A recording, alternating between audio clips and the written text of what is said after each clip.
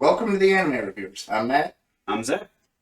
Today we're talking about Jujutsu Kaisen, Episode 7, Assault.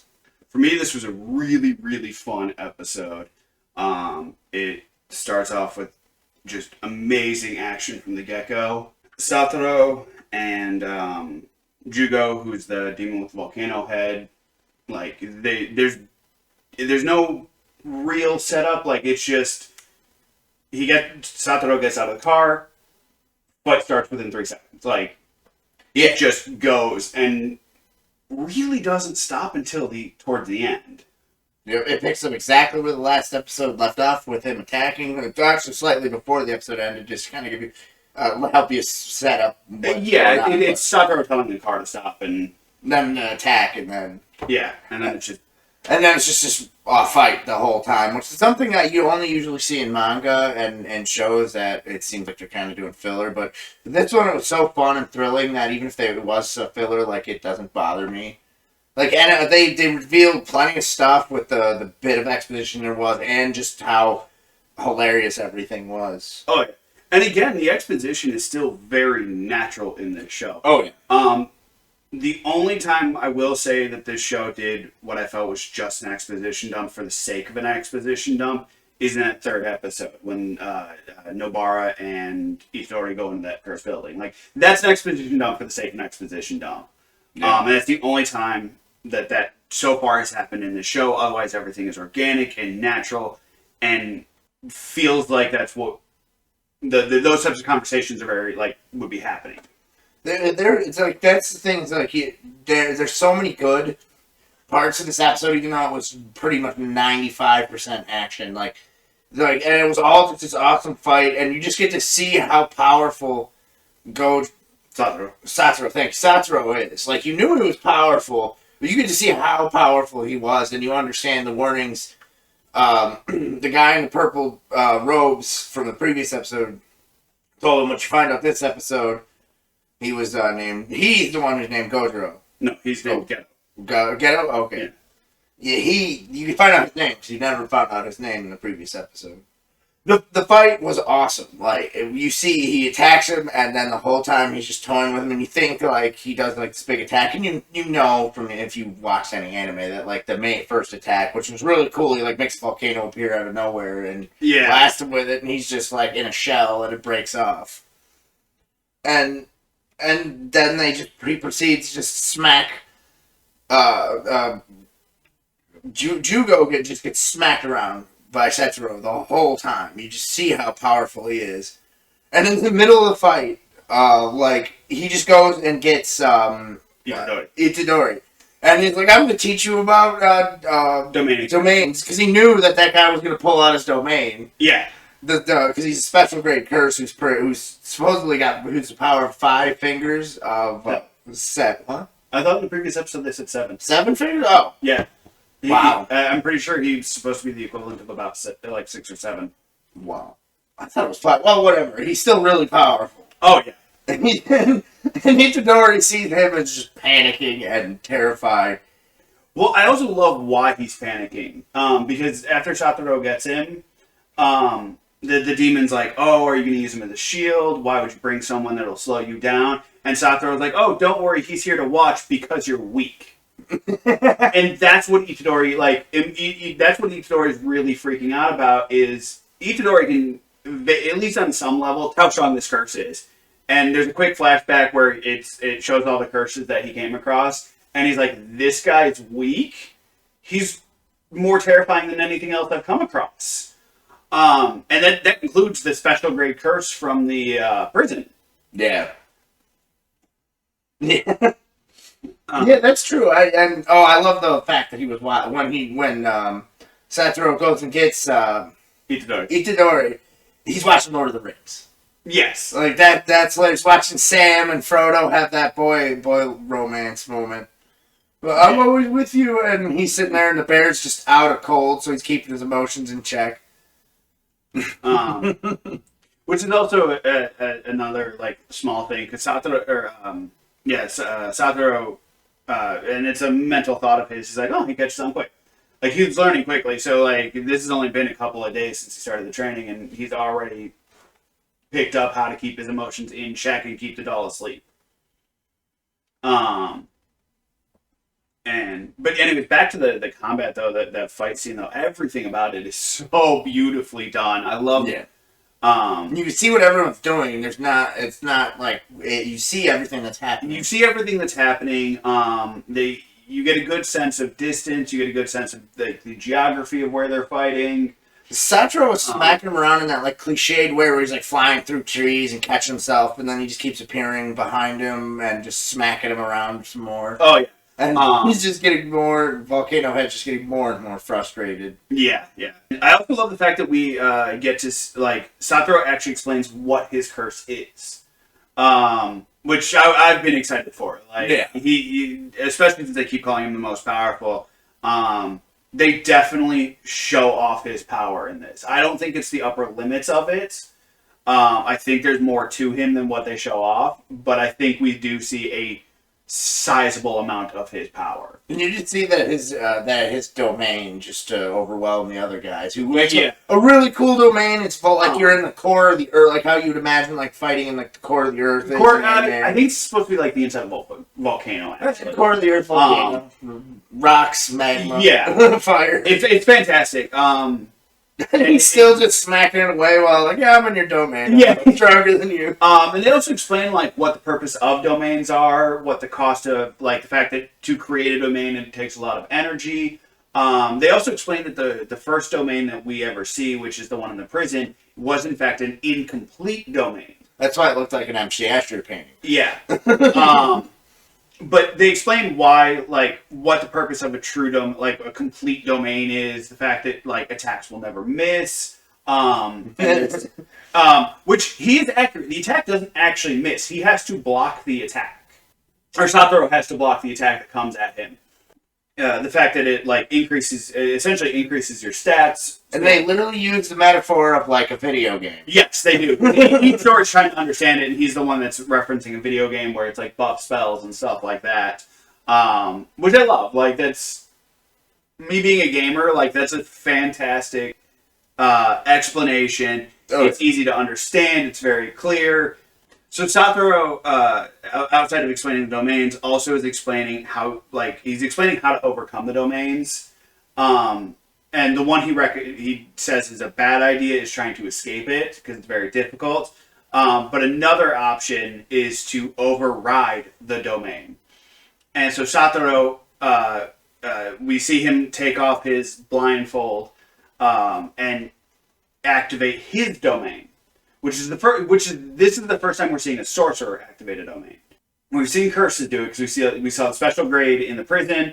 We saw Secundas, and then we saw Volcano Heads. This is the first time we're seeing a sorcerer activate a domain. Well, speaking of that, that's what made right when he explained that you're always hit. It showed how Sukuna was just messing with Itadori with, if I can hit you once, we do my deal.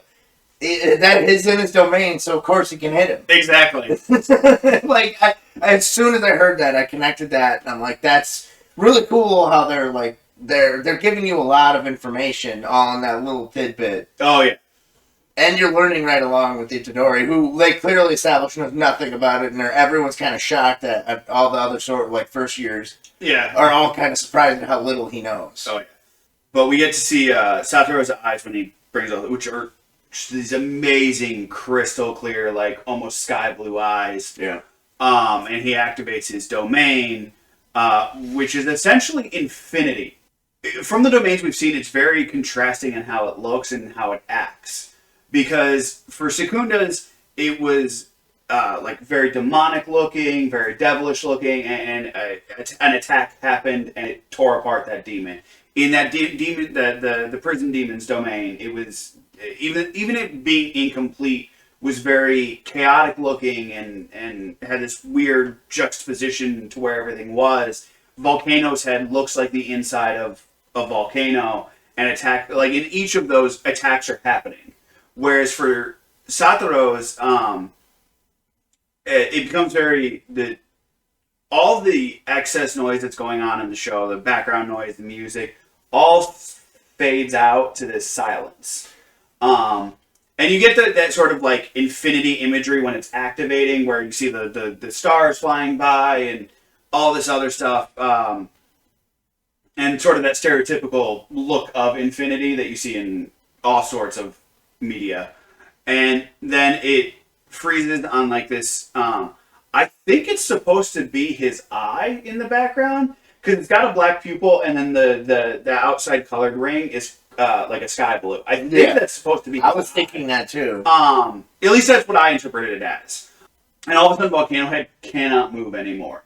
And initially, he's thinking, "I can't see anything. I can't feel anything." And then it dawns on him that he's seeing everything, he's feeling everything, but all the information he's getting is incomplete. And Satoru explains what that means, and the fact that like the reason you can't move is because you are seeing and feeling everything, and basically your brain just can't comprehend it. And it's so good. Well, that's something I really liked, is just how it portrayed the concept of infinity, where he's experiencing everything. Yeah. Like, it's truly everything, so it's incomprehensible because you're experiencing everything. And then Satoru just rips his head off. Yeah. Finishes explaining how his domain works, and then just rips the friggin' thing's head off. Yeah, he rips Volcano's head off. Simply because he wanted to talk to Volcano Head. Yeah. It's not because that's all he could do. It's because he wants to talk to him. Because Satoru figured out very quickly that he was clearly targeted. He has no idea why. Or by who. Or by who, but he could tell he was targeted. And it's just so, like, that's why he ripped. It's not because that was the limit of his power, was just to rip this thing's head off. It's, nope, I need to intentionally not kill you. Just so he can find out what's going on. What's going on, and the Volcano Head just keeps right at it. And that's something I really liked, is how he didn't like to start spilling his guts or anything, and how Satoru doesn't even like try and lie to think like, "Oh, I'll let you go if you tell me everything." He's like, "I'm gonna cleanse you anyways. It's just happened sooner." Yeah, like as that fight between Satoru and Jugo are ending and wrapping up, we see Ghetto, which is this individual we saw that's wearing a purple robe, much like a lot of the sorcerers do. Or at least the purple color. So he's got that really cool scar, like Frankenstein style scar on it. Yeah. But he's talking to another curse that we've also seen before, who we find out is named Hanami. And I kind of love what they did with Hanami, because they're having a brief discussion about like, do you want to go save Jugo? It's up to you. And Ghetto is like, I don't even know if you have those emotions. And Hanami says something, and I actually had to go back in the episode. We paused it and double backed because I noticed something about the subtitles on it, and I thought it was just like, because some shows will do it where the subtitles just all of a sudden get weird when a monster talks, and it's basically just it's incomprehensible, is what it's supposed to represent. What it actually turns out is Hanami, when he's speaking, he is speaking backwards. So the subtitles, instead of being read left to right like you would in every other person's talking, are actually in fact read right to left. And it's great because he says, we are the true humans. And I like I said, it's the first time when Hanami makes any sort of noise that a subtitle has appeared, and I love the fact that they do it backwards. It's very, very unique. And it also explains why when he's talking or making noises, it doesn't sound like words. Well, and to bring some context to what he's saying too, Volcano Head actually makes reference, I think it's during his internal monologue or dialogue, where he says what their actual goal is they're supposed to take the plates of humanity, which actually kind of makes you a little sympathetic for the curses. That they're actually that they're the resentment and hate, like those are what really drive them. Yeah. So, of course, they're going to be bitter and jealous. They're going to have, like, what is considered super negative emotions. And I really liked how, like, all that stuff was something natural because, of course, I love how in the middle of a fight it's kind of like, oh, what am I going to have for breakfast today? Like, why are you having some deep things? But it's anime in there and all that. Just to explain what the characters are and to give something to break up the action, because some people can't pay attention to action nonstop with no dialogue or anything. Well, I mean, it's also not exactly incomprehensible that you would have thoughts while you're in a fight. Oh yeah, Like, you're not gonna be having these, existential thoughts like, oh, this is my purpose, and oh yes, you are absolutely correct. Like where he's having doubts of him. Well, you'd have. But I do like the fact that when he's when Jugo or Volcano Head is having those doubts, it's when Satoru goes to pick up Itadori. So they do actually make sure that doubt is taking place not during the action. It's during a pause in the action. That also reminds me of another thing. Is it shows how fast Satoru is. He goes and he knocks Volcano Head onto a river, and onto a lake, and then just goes and gets Itadori, who's at the school where he was going by car. Yeah. So he's just taking the car for fun. Yeah, pretty much. Like, that's how fast. But yeah, so Hanami goes and saves Jugo. With something that reminded me of the Fairly Odd Parents, where like the evil things they create like this beautiful thing, and that's like because they're supposed to be things of like terror and power. Yeah, it makes the flower garden thing. And they're both Itadori and Satoru are both kind of like, oh, it's so beautiful, and then Satoru slaps him. I'm losing my will to fight.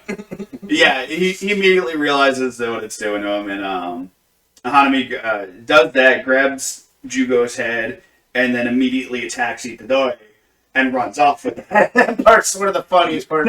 It's by far the funniest part of this episode. He's getting whipped by like a tentacle thing, and he's like, I'll be fine, you go after him, and then he's about to be eaten by a giant tree, and he's like, wait, I lied. Yeah. We also find out Hanami also has at least a secondary ability of his. He can hide his presence very well, because it takes Satoru all of like a second to burn apart the tree that's about to eat Itadori, and then he turns back like he's gonna go chase them, and he's like, oh, they got away. He's really good at hiding his presence, and it's so fun. And there's also Satoru's explaining part of why he brought Itadori out there is because he wants Itadori, Nobara, and Megumi to get strong enough to fight things on that level, which really excites me. And he means Itadori, not. And he means everybody. Well, I know that, but what I'm referring to is he means Itadori and not with the curse set. Oh, yes. Where he can do it by himself. Yes. Sorry, I misunderstood. Oh, I understand that. I wanted to make that clear. Like, because that was something I really thought about, too, was, like, he's trying... Because that's part of how you are powerful as, like, the sorcerer, is your ability to control the curse that you... Because all their power is coming from the curse. Yeah. Which makes me wonder, like, sorcerers are naturally born... I'm still curious, because they haven't explained that, how exactly their powers manifest themselves. And I hope something as lame as metachlorines, even though I'm ultimately fine with that. Whatever MacGuffin works. Yeah. But I just hope it's something kind of exciting. Like they have to, let's maybe not eat a finger, but in some way be touched by it. Because kind of like in Bleach, where the reason Ichigo was so sensitive, even though he was like the son of this and that, and magic cheese, he's Jesus mixed with Santa Claus, mixed with the Pope and fucking Goku. And a little bit of the devil thrown in there. Yeah. Anyway, it's like, and then you get this little thing where they go into like where the purple suit guy or purple clothed villainous guy who was talking to the curses in the previous episode. He like goes to a beach and you see like the guy, at least someone who's behind, who seems to be the someone of like where he talks really familiar with them, and he talks down to the curses to where it's kind of clear they're using them, and then he says. It's we're curses and human. Yeah. Like that, and then it ends there.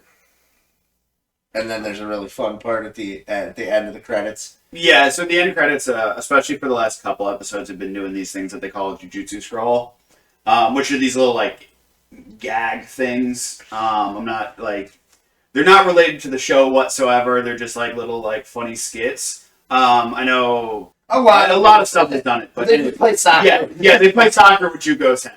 And it's like for a second it turns into one of those sports animes. Without like, am I going to make this shot? Am I going to juke this guy? No, it's just they kick the head around like it's a soccer ball. Yeah. And the one Haname, or no, the other curse that has the one arm and makes louder. Oh, Haname. Okay. Yeah. Haname is the goalie. Yeah. Which is like it's just so funny that even he's going along with playing. He's going along with the skit. Yeah. And you just see the two characters that are human-like, because you don't know if that one guy's a curse that looks like a human, kind of like Itadori. not like Itadori, but the curse that Itadori is, where you see his like cursed form, where he looks. We don't know what the background guy is about. Yeah, Um, and yeah, and it's just interesting too that they did they showed how they these curses having fun like that, and it's like, is it canon or is it not? But it kind of makes I'm pretty sense. sure it's not canon. It's a pretty evil thing. Well, it wouldn't make it. Like, this is what they do in their free time. He's just chilling on a beach, and then they say, October 29th. 31st. 31st, sorry. 31st. Is when they're going to go after Satoru. Yeah. Because they're going to steal him. Because they know they can't kill him. Yeah. But yeah, so that sort of wraps it up for things for this episode. This is, as we've been saying, basically, this is a great show. I'm really loving it. When the action gets going, the action's great. It's so amazingly done. I love the camera, the music for it, sound effect, everything about it is so good. Yeah. And I'm absolutely going to continue watching. We're going to continue doing episode-to-episode reviews for it. Please keep watching it. Keep checking us out if you enjoy what we're doing. Yeah, thanks. Have a good one. Thank you for watching. I hope you enjoyed. Don't forget to like, comment, and subscribe. And hit that bell icon for notifications. Also follow us on Twitter and Facebook. Links in the description down below.